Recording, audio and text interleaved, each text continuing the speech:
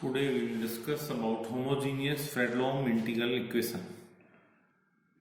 When fx is equal to 0 and hx is equal to 1, then the homogeneous Fredholm integral equation of second kind is gx is equal to lambda a to b kxt gt dt. This is called Fredholm integral equation of second kind, which is obviously satisfied by the trivial non-zero solution, that is gx is equal to 0. The values of the parameter lambda for which first has non-zero or non-trivial solution gx is not equal to 0 are known as the eigenvalues or characteristic number or characteristic values of equation first of the kernel kxt. If gx is continuous and gx is not equal to 0 on the interval ab and gx is equal to lambda 0 a to b kxt gt dt, then gx is known as an eigenfunction, characteristic function of first corresponding to the eigenvalue lambda 0. Gx, when we put the value of eigenvalue lambda 0 in the equation, then this is called eigenfunction or characteristic function. Remark first. A homogeneous Fredholm integral equation may be generally have no eigenvalue and eigenfunctions, or it may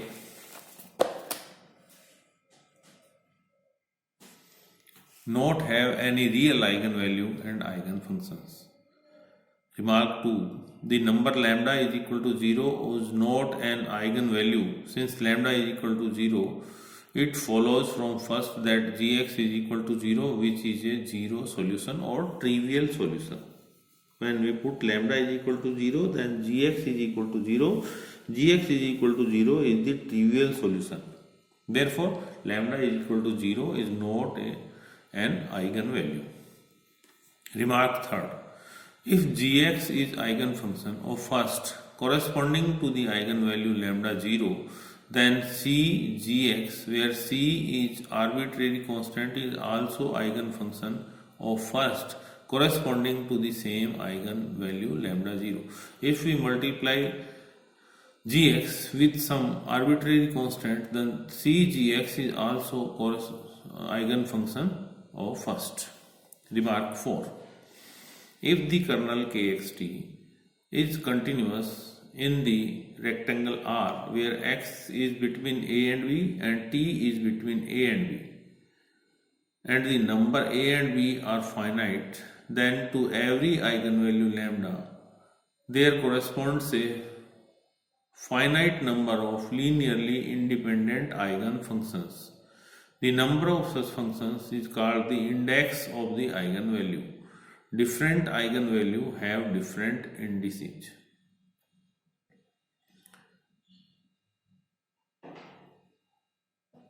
Then to every eigenvalue lambda there corresponds a finite number of linearly independent eigenfunctions. Linearly independent eigenfunctions means f1 c1 plus f2 c2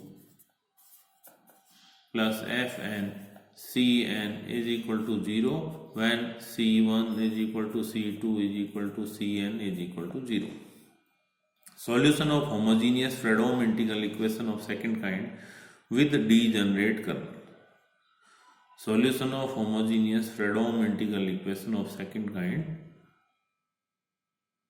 when h is equal to 0 and fx is equal to 0, h is equal to 1 and fx is equal to 0, then this is called homogeneous Fredholm integral equation of second kind. The homogeneous Fredholm integral equation of second kind is gx is equal to lambda a to b kxt gt dt, where kxt is kernel of the function of the integral and lambda is a parameter, may be real or complex. Gt is unknown function.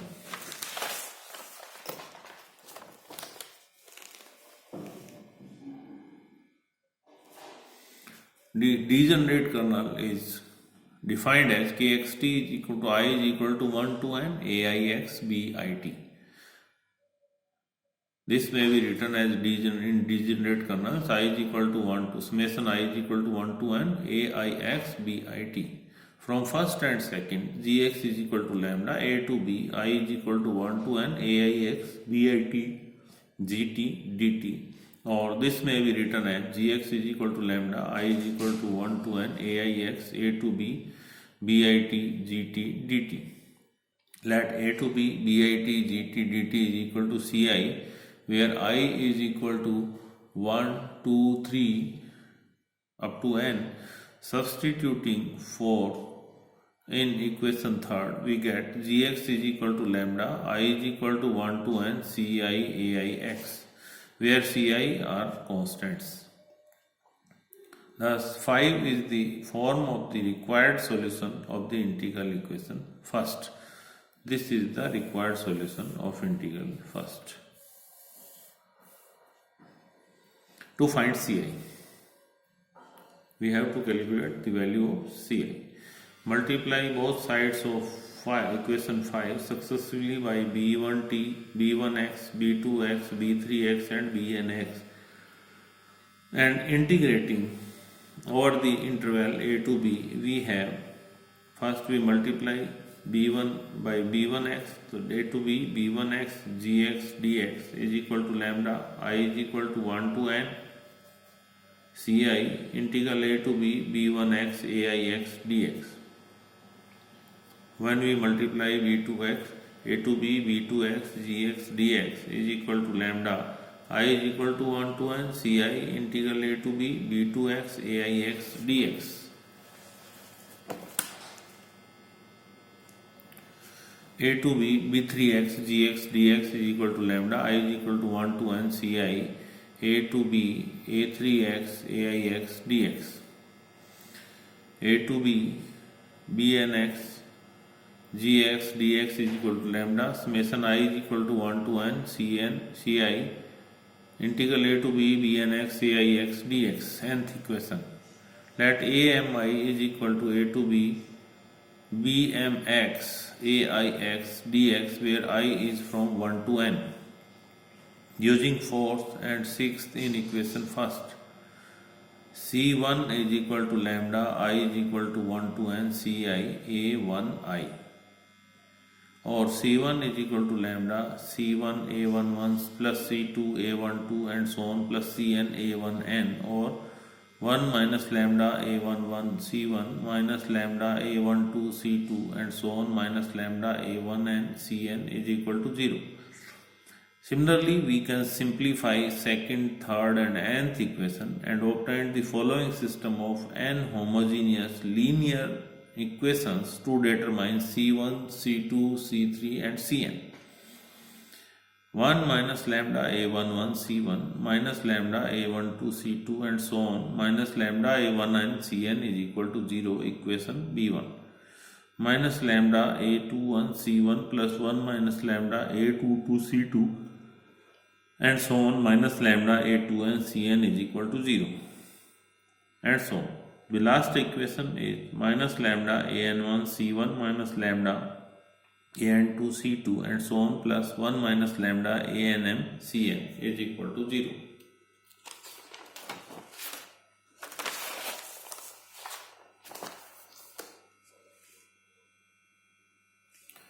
That is a system of n algebraic equations in n unknowns. N algebraic equations in n unknowns to determine d lambda of this system. Then d lambda is equal to 1 minus lambda a11 minus lambda a12 and so on minus lambda a1n minus lambda a21 1 minus lambda a22 minus lambda a2n and so on. The last equation, nth equation, minus lambda an1 minus lambda an2 and so on 1 minus lambda ann, which is a polynomial in lambda of degree at most n. Moreover, d lambda is not equal to 0, since when lambda is equal to 0, it reduces to unity. When we put lambda is equal to 0, then this is 1 0 0 0 and 0 1 0 0 0 0 0 1. D lambda is not equal to 0, since when lambda is equal to 0, it reduces to unity. Therefore, d lambda is not equal to 0. The following two cases arise. Case 1, if d lambda is not equal to 0, the system of equation b1, b2, b3, bn has only trivial solution. c1 is equal to 0, is equal to c is equal to 0 and cn is equal to 0. And hence, fifth, we notice that first has only 0 solution, gx is equal to 0. When d lambda is not equal to 0, the system of equations b1, b2, b3, bn has only trivial solution. c1 is equal to c2 is equal to cn is equal to 0, and hence when we put all these constants equal to 0, then gx, the solution of the equation is gx is equal to 0, which is trivial solution or 0 solution. Case second, when d lambda is equal to 0. At least one of the ci can be assigned arbitrarily and the remaining ci can be determined accordingly. Hence, when d lambda is equal to 0, infinitely many solutions of the integral equation first exists.